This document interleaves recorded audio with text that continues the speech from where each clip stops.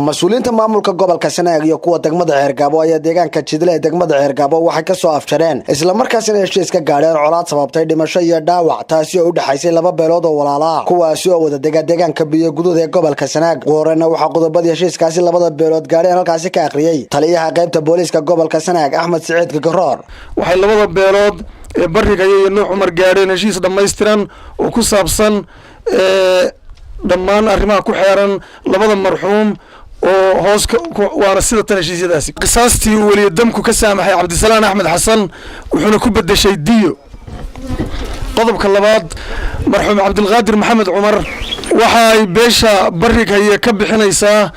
xoolo dhan 170 tuldood oo geela oo mag ah iyo gabadh marxuum Maxamed Axmed Jaamac waxay beesha bariga iyo ka bixinaysaa beesha bariga ka bixinaysa isna 170 tuldood oo maga iyo gabadh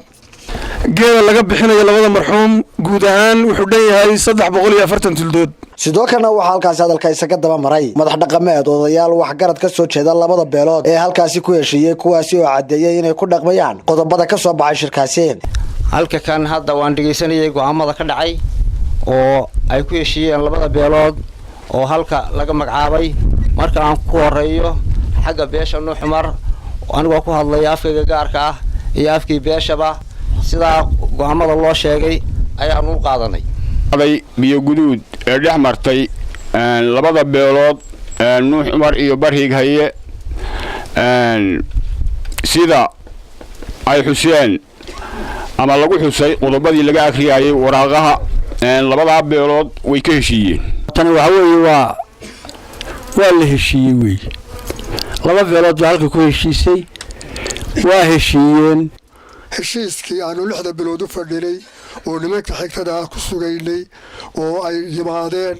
oo gadaal ka yimaadeen waa ugu mahadcelinaynaa maqallo joogna ka ahaano gebagabadii heshiiskii nabadeed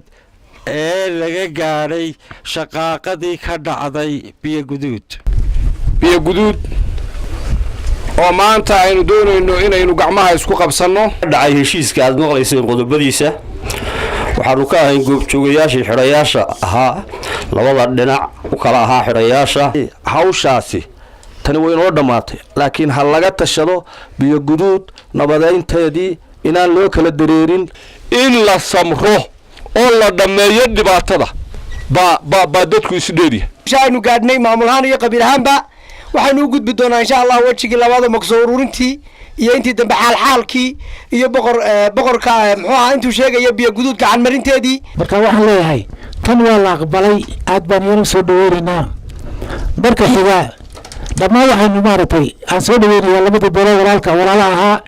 ee mashaqada yar ku dhex martay ee ka heshiiyay gabagabadina waxa halkaas ka hadlay maayirka degmada Ceergaabo Ismaaciil Xaaji Nuur iyo barasaabka gobolka Sanaag Maxamed Axmed Caalim Timbro ilaahay wuxuu ka baryaynaa sida hawshaas uu gabagabowday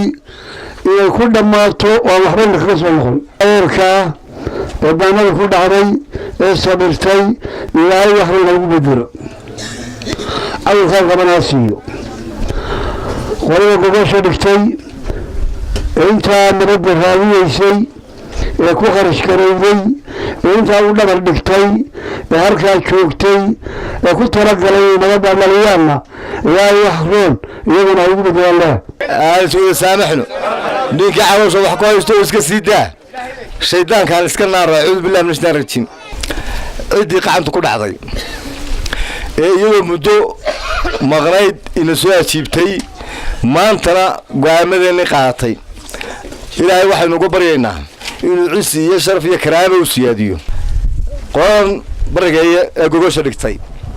culays badan baa ku dhacay Barkhad Maxamuud Geedi Bulsha TV wararka gobolka Sanaag